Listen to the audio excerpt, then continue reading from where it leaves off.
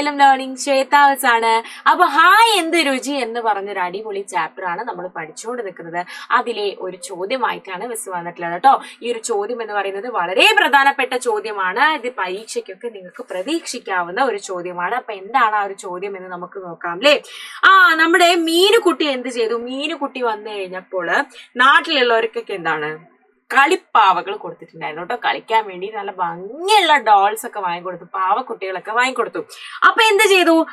വാങ്ങിക്കൊടുത്തിട്ട് മീനു ചേച്ചീനോട് എന്താ ചോദിച്ചത്? മീനു ചേച്ചി ഈ പാവകൾക്കൊക്കെ എത്ര രൂപയായി എന്ന് മീനു ചേച്ചീനോട് ചോദിച്ചു. അപ്പൊ മീനുകുട്ടി എന്താ പറഞ്ഞത്?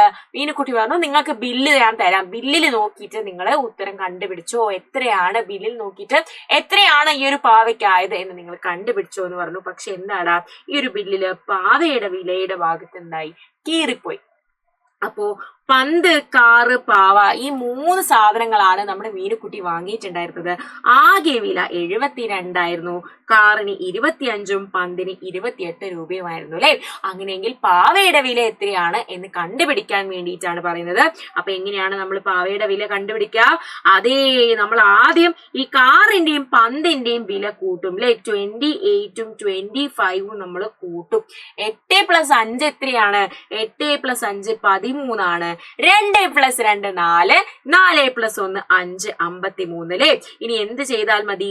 ഈ 72ൽ നിന്ന് നമ്മൾ 53 കുറച്ചാൽ മതി അല്ലെ. 72ൽ നിന്ന് 53 നമ്മൾ മൈനസ് ചെയ്താൽ മതി. അപ്പൊ ഇവിടെ 12 വരും, ഇവിടെ 6 വരും അല്ലെ. അപ്പൊ 12ൽ നിന്ന് 3 കുറച്ചാൽ എത്രയായി? 9 അല്ലെ. 9 വരും. 6ൽ നിന്ന് 5 കുറച്ചാലോ? 19. അപ്പൊ നമ്മുടെ പാവയ്ക്ക് എത്രയാണ്? 19 രൂപയാണ്. 19 റുപ്പീസ് ആണ് നമ്മുടെ പാവയ്ക്ക് ആയിട്ടുള്ളത് കേട്ടോ. അപ്പൊ ഈ ഒരു ചോദ്യം വളരെ പ്രധാനപ്പെട്ടതാണ്. എല്ലാവരും ശ്രദ്ധിച്ച് തന്നെ ഈ ഒരു ചോദ്യം എന്തായാലും പഠിക്കുക കേട്ടോ. അപ്പൊ ഇത്രയേ ഉള്ളൂ ഇന്നത്തെ ഒരു വീഡിയോ. അടുത്ത വീഡിയോ ആയിട്ട് മിസ് വീണ്ടും വരുന്നതായിരിക്കും. അതുവരേക്കും ബൈ.